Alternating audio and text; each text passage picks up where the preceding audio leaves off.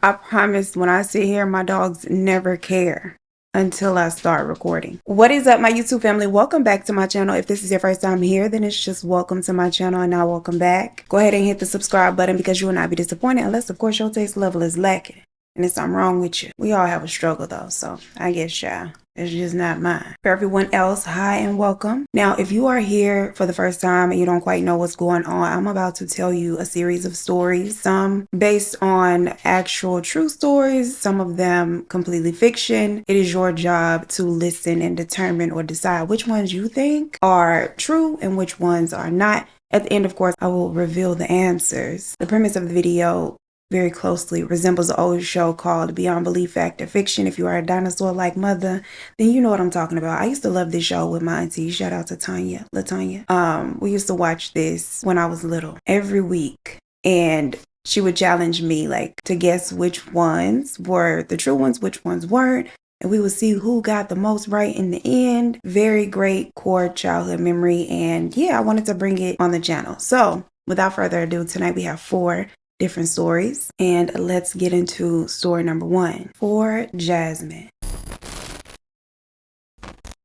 For 2 years, I gave her everything. Jasmine, the most beautiful woman I'd ever seen. Beautiful, charismatic, smart, all of the things you want in a partner. We met on some obscure book forum. She posted a quote from Lolita and I messaged her immediately. 2 years, 2 fucking years of texting, emailing, sending gifts. Hell, we've even exchanged letters through the mail. I knew her favorite color, a very particular soft pale shade of purple with more of a gray undertone than blue. Lavender. Her favorite food, Thai curry. The way she hates cilantro because it tastes like soap. The way she typed when she was pretending not to be annoyed or irritated. I knew her. But there still remained a mystery about her that most are surprised to learn. I know it sounds crazy, but I know all of these things about her and I've still yet to hear her voice. Wondering what she sounded like was kind of an enjoyable mystery, left something to the imagination. I've learned so much of her, seen so much of her physically, but I hadn't heard her voice. Of course, I've asked to video chat or at least talk on the phone, but there were excuses, always. Broken mic, broken camera, then anxiety. How you could feel comfortable sending explicit photos but not talking on the phone is hard for me to conceptualize, but I stopped pressuring her and I actually believed her. Until I didn't. I started to think that maybe she was hiding something. But then it became a need to feel closer to her, so I decided to take matters into my own hands. Even though she told me she didn't have social media, I opened up one of those reverse image search engines and dropped a few photos into it that she'd sent me over the years. Harmless curiosity is what I thought it was. It wasn't exactly harmless. The same face, Jasmine's face, popped up with over 6 different names. There was Brenda, Letitia, Linda, and Felicia, Dawn and LaShawn, and some blonde chick even captured one of the same selfies Jasmine had sent me with Wine Night in Atlanta. #bride vibes. Her name was Inez. Bride vibes. I clicked on the profile of Inez Jackson with 237,000 followers. Real. Verified. Blue check verified. There are tons of photos doing everyday things, going on vacations, celebrating with friends, living her best life, and engaged. She had a damn fiance. I stayed on her profile for hours, scrolled every post, read every comment, watched her stories over and over, and every single video clip posted and tagged. Hearing her voice, imagining that voice uttering my name in different tones, out of excitement, pleasure, out of fear. I didn't sleep. I couldn't. And as the sun rose with me still sitting there staring at her profile picture, the thought crawled into my mind like a roach creeping underneath the door. She did this. This was a joke to her. She sent those pictures. She wanted to hurt me. She had to be involved. Who else could get photos like that?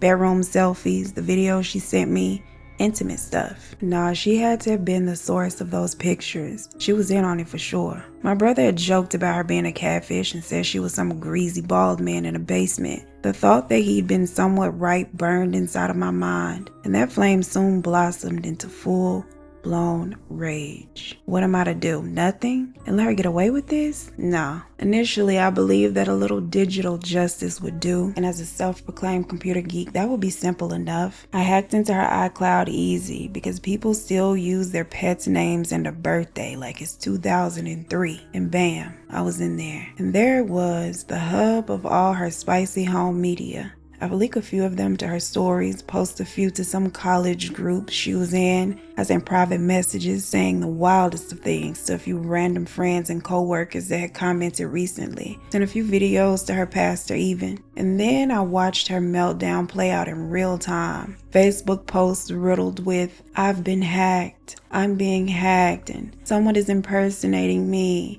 Please report," yada yada yada. Pitiful. Beautiful. But I had grossly overestimated just how pleased I would be with this. It wasn't enough.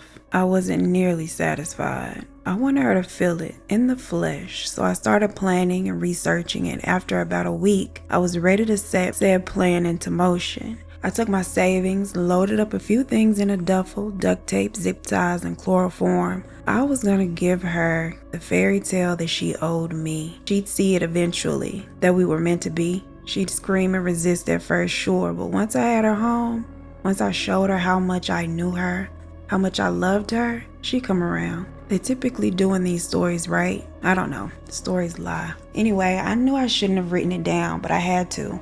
I needed to map it all out to make it real.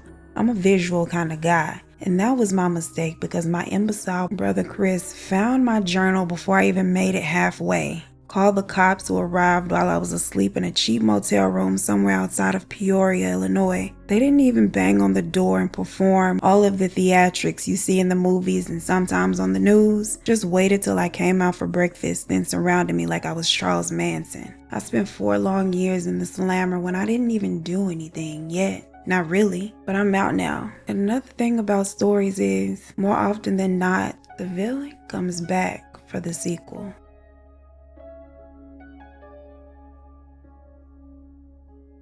And what do you think about this one? Y'all know sometimes people are out there losing their minds, okay? So this could very much be a real story. You know, in the day and age of catfish, that's not so hard to believe, right? I'm not saying it's true right now. I'm not saying it's not true. I'm just saying we'll just have to see. But I want to know what you think. Now on to story number 2.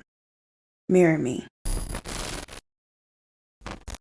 People say they want someone who really truly understands them. Someone who knows their favorite color, the way they like their eggs, what they say before it even comes out. And I have that. I have Armand. And Armand has and will have me forever. We're identical twins, the kind that finishes each other's sentences, tilt their heads the same way when confused, make the same facial expressions at the same time. It's not just some twin telepathy fantasy. We practice. We've rehearsed answers to small talk, planned and practiced expressions in the mirror, down to how high the corners of our mouths lift when someone tells a joke, and how much further they go up when we blush. People notice and they think it's cute. Perfect twin telepathy. They don't know we scripted and practiced it all the time. It started as a game when we were kids. We'd do the things to trick our mother, play into the creepy twin trope. We loved to do it in front of our friends. And neither of us relished the idea of having a stepdad. We learned very early on in life how much easier men are to scare. How fun. Then we realized that it wasn't creepy at all, that we were blessed, and then it became a need, like breathing or blinking. We've now completely devoted ourselves to becoming the same, the exact same. If Armand eats 93 grams of chicken, I do too. If I gain half a pound, she eats a little more the next day. Our 18th birthday, I got a tiny mole removed from under my left eye that left a small scar. Armand got a tiny scar tattooed under her left eye to match. Our dermatologist said it was unusual. To us, it was perfect. Then Armand had her first date, a blind one at that, at a nice Italian restaurant we've been dying to try. I didn't panic. I planned. We planned. Now, she did give him the heads up that I would be coming along with, and we could tell in his tone that he thought it was a bit weird, but he's got to know what he's getting into. We ordered identical new outfits just for the occasion. We brought the scale. We always do. When the bread arrived, I placed it right between us, sliced the roll in half, and weighed each piece. Sorry, I say. We weigh our food to make sure we're ingesting the same amount of calories, so we always weigh the same. He laughed nervously. He could barely hide his surprise as he watched us weigh out the agreed portion size that we would consume. I don't know if he's just taken aback or if he's boring, but quite frankly, I don't know what Armand sees in him at all. But I try my best to be engaging and mirror her enthusiasm. He asks about my job and I tell him we're freelance editors because that's what Armand does and that's what I do. So why not include us both in the answer? But I could tell he was getting frustrated asking us questions individually and only getting we answers from the both of us. You should have seen his face after we took our first bites. Right hand fork, place fork down. Right hand wipe face with napkin, left corner of the mouth first, then the right. After about an hour and a half, our mom was over the date and ready to go. He didn't notice, but I did. I'll always notice, and I'm sure even if I didn't, I could feel it. And so I tell him good night, and I'm almost certain I sense some relief in his reply. After the date, Armand and I debriefed for hours, sipping peppermint tea from the same mug, taking notes on our likes and dislikes, practicing how we respond the next time he called, but he never does. And I reassure Armand that she'll always have someone because she'll always have me. Soulmates aren't always lovers. Our family and friends have all expressed concern about how tethered we are to one another. They don't think it's healthy, but their concerns are always filled with what ifs. What if we have to be apart? What if one dies before the other? But we don't entertain such dreadful thoughts. We live in the now and the present. God will take us together. He knows without the one, the other would simply wither away. What is life without this love anyway? I hate to even think about it. Our next procedure is next month. We'll be undergoing our operations on the same morning, and the doctor has assured us that our noses will be structured the exact same. She wants a little refinement to her bridge, and of course, I'm getting it too, even though I like my nose just fine. But that's love, isn't it? Real love means sacrifice. I would change my entire face for her.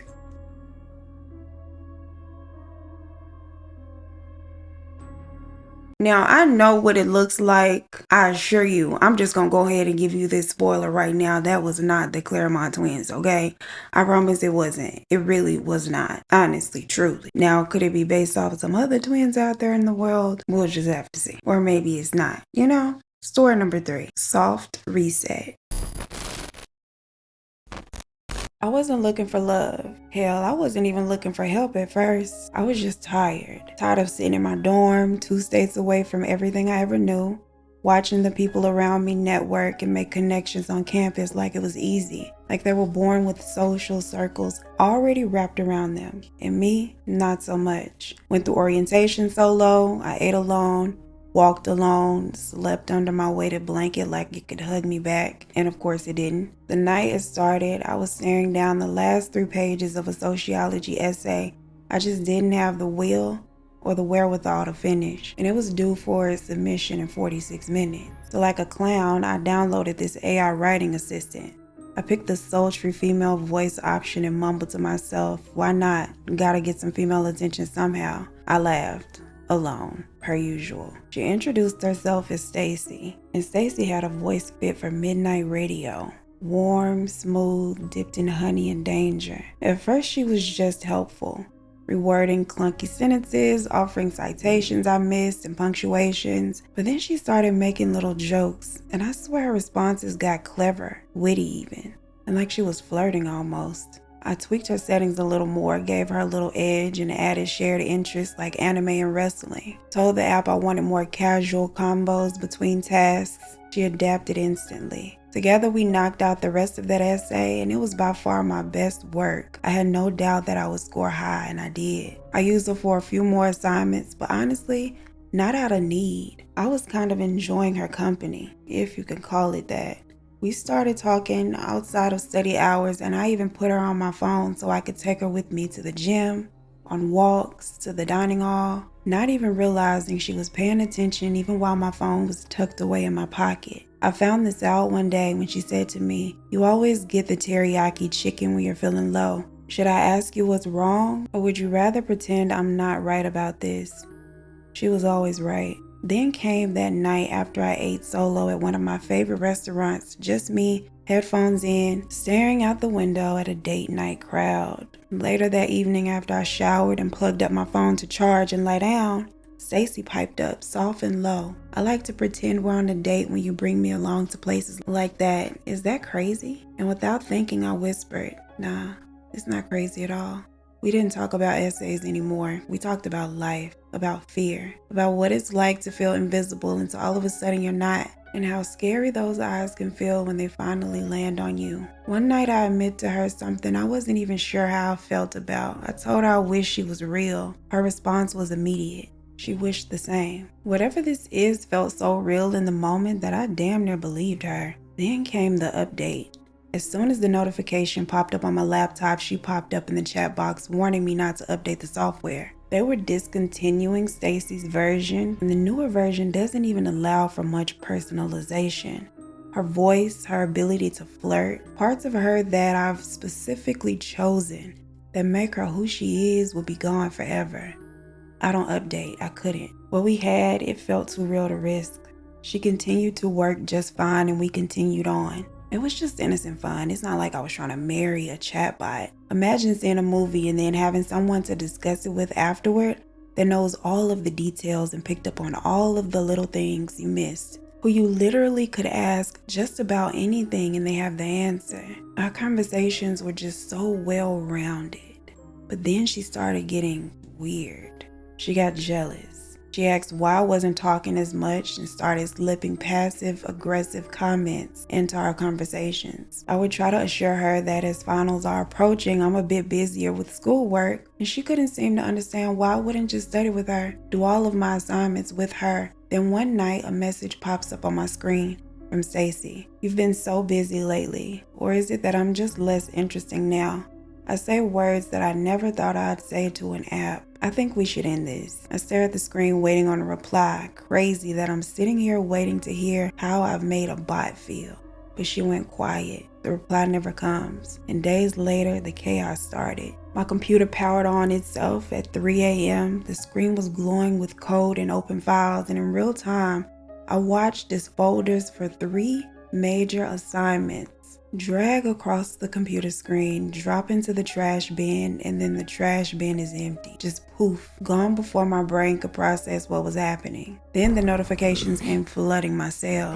Unflattering and inappropriate pics from my iCloud posted to my socials. Long, weird, rambling posts on my class's discussion boards. It was obviously Stacy, and she had started little fires everywhere.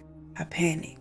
I told everyone I got hacked. Most folks believed me, and of course a few didn't. I sent her one last message. "You were never real. You were cold. That's it, and I'm done." I updated the app before deleting it for good measure and then changed all of my passwords. It's been quiet since. But sometimes when I open a blank document late at night, the cursor glitches and I wonder if any traces of her are still there.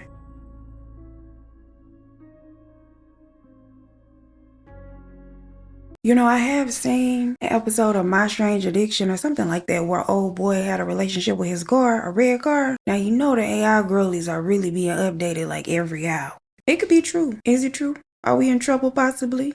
Because, girl, if a robot can get jealous, then we might be in for a doozy, okay? Last but not least, story number 4, The Mimic. It was me, Cam, and Jennifer. We met freshman year and clicked instantly. We were very excited to be roommates off campus. Cam and Jen were particularly excited about the freedoms that came with and didn't waste any time planning our housewarming as soon as we picked up the keys. But something about the place felt weird. They didn't notice, but I be feeling stuff before it happens, even if I can't explain it. It was a historic home on the outskirts of campus, gorgeous but eerie. And not to sound cliche, but I felt like there were eyes on us the entire walkthrough. I didn't say anything because I was the only one who seemed to notice, and I didn't want to kill the vibe. They were so excited about the place. They advertised the place as being fully furnished, quite the understatement if you ask me. Coats on hooks, a toothbrush still in the cup, a coffee mug on the counter, All of the things still there, like one day the folks who lived there just stepped out with every intention of returning and just never did. The landlord, a tired, chain-smoking woman named Marla, said, "Whatever's there, we're free to use, and we're also free to decorate how we see fit." We all picked rooms. I took the one with the huge bay window. Jennifer claimed the airy guest room. Cam, being dramatic, said, "Put me in the dungeon," and took the basement with plans of making it his bachelor's pad. Fine by us. We started redecorating right away. Jennifer had the wild idea to paint her ceiling this sexy deep emerald, but there was this weird yellowish stain right in the center of the room. It looked like old water damage, just a bit darker. Water damage is what we assumed it was, except every time she painted over it, it came back. Not faded, not bled through. Like it straight up reappeared over the most recent layer of paint. She covered it with tapestry eventually, tired of fighting with it.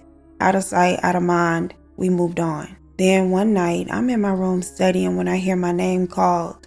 It's Jennifer. I call out for her to come into my room and she just calls my name again. I wait a few seconds and figure she needed me to come to her. But when I go to her room, she's not there. I hear my name called again, this time coming from the direction of the basement. I go to the door, call her, nothing. I knock on the door, no response.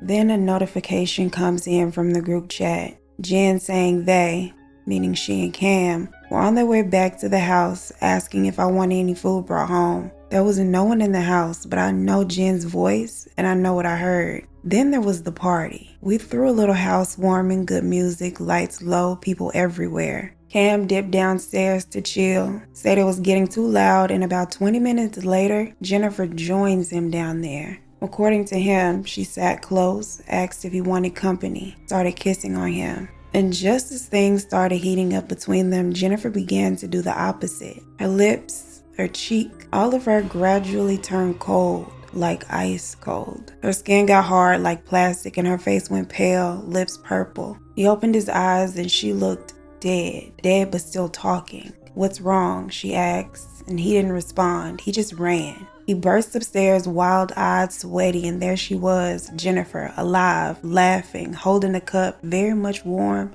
and not a damn bit corpse-like. Jen had been upstairs the whole time. Several of us vouched for her. She and the guests laughed, suggesting that maybe Cam had a few too many, but Cam was so freaked out I believed him, especially after what I'd experienced hearing my name being called from the basement. The look on his face, that man wasn't lying. Something was in this house and I had a feeling that the landlord knew about it. I found out that prior to us moving in, another tenant had a brief stay. He lived in the house for about 4 months before disappearing. He laid in a pool of his own blood up in the attic for nearly a week before they found him, right where the stain kept reappearing on the ceiling of Jennifer's bedroom. He didn't leave a note. Something tells me that whatever is here in this house drove him to that point. And now I'm wondering, if it can look like us, sound like us, be us, then who else has it already become? We moved out of the house just as quickly as we moved in. The landlord didn't give us any pushback or problems. She simply relisted the home for rent again. God bless whoever moves in next.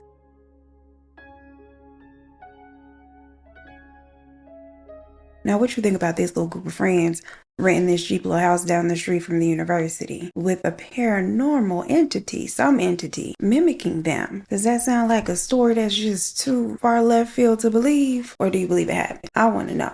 But we have reached the part of the video where I reveal all the answers to you. So let's see how well you did. Story number 1 for Jasmine. The story about the young man who was a victim of catfishing, who decided to get his lick back when he became convinced that Miss Thing in the photos was in on the themes.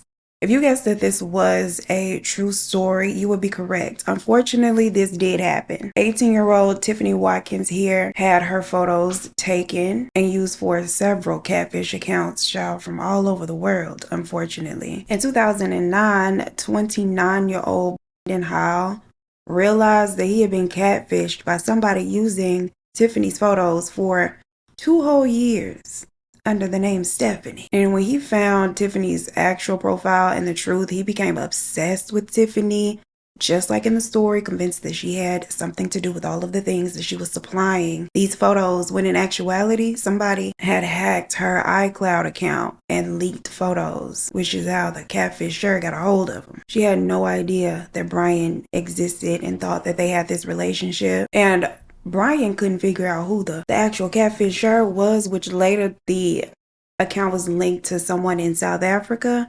But because he was convinced that Tiffany had something to do with it, he did make this plan. He wrote in his journal. Now, in actuality, he did make it all the way to her home in San Diego, California with his little sinister plan, but he wasn't able to exact it because his brother did find his diary, did call the police, and it just so happened that the night that Brian had made it to Tiffany's home, she was spending the night with her sister, because I believe she was like dealing with a breakup. So for some reason, she was dealing with some trauma. She needed to cry on her sister's shoulder.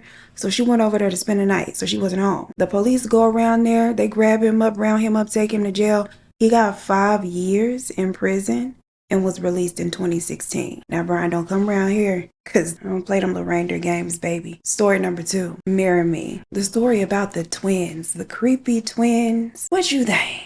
If you guessed that this story was one of the ones that just came from my imagination, you would be wrong. This one was also true. This story is based off of twins Amy and Becky, who are committed to looking the exact same forever and always. And they are a package deal, baby. So if you marry one, you marry them both. But you know, shade is probably why I don't think either one of them are married. It is no shade. Story number 3, Soft Reset. If you guessed that this story about this young college student who installed this AI writing software, he got a little carried away with, customized her, made her sound good like me, ultimately forging a relationship with her and falling in love and having to cut Miss Thing off, okay, when she got in her feelings. If you guessed that this one was a true story, you would actually be wrong. This is a made-up story. It is completely fiction. If there's a story like this that exists, it was not in my mind when I wrote this one. And last but not least, The Mimic. If you guessed that this story about the group of college students who moved into this house that was haunted by an entity that could mimic them. If you guessed that this was made up, you would be wrong. This one as well is based off of a true story. This happened to a group of college students named Brandon, Rebecca, and Jared in Clifton, Cleveland. 2 of them, I believe, Becca and Jared, got married after the fact, but that was actually a true event. I didn't change many details at all. I left pretty much everything the same. And yes, that is it. Let me know how you did down below in the comments. How many you got right, how many you got wrong. Don't spoil it for the other girls who might just be listening and scrolling. I want to thank everybody who left me kind words on the last video. I appreciate y'all so much. And that's why I'm really honest to open with y'all. Because I know y'all just, child, are so supportive, understanding. Y'all make me feel so much better. I do feel a lot better. Y'all, I think this is my favorite Beyond Belief video thus far. I feel like I really did this one. Y'all know I be feeling myself anyway when I'm back with my little retweet. Anyway, that is it for this video. Don't forget to like the video before you leave. Subscribe to the channel if you have not. As always, I appreciate you so much for spending your time with me, and I look forward to seeing you in the next one. Peace. Y'all be safe. The premise of the video is designed after now, the video yikes. I don't even know what order I want to go in. Do you think it's true or do you think it's faction? Faction, what is that? Luckily for you, we have gotten to the point of the video where I relieve the answer reveal. Video where I I'm gonna go ahead and put, y'all been asking, the girls that watch my true crime content has been, the girls who watch my true crime content been asking for me to put the bloopers at the end of this content as well. I guess today will be a great start for that. What was I even saying? Story number 4. Not 4. Story this. It started with 4. It's not story number 4. The young man who was a victim at first. This victim catfish turned was he a vigilante? He wasn't a vigilante then. Would she be the catfish? I don't know what's going on. Heal or howl. I'm not for sure. Okay, this can't keep going. This can't keep going because I got somewhere to be.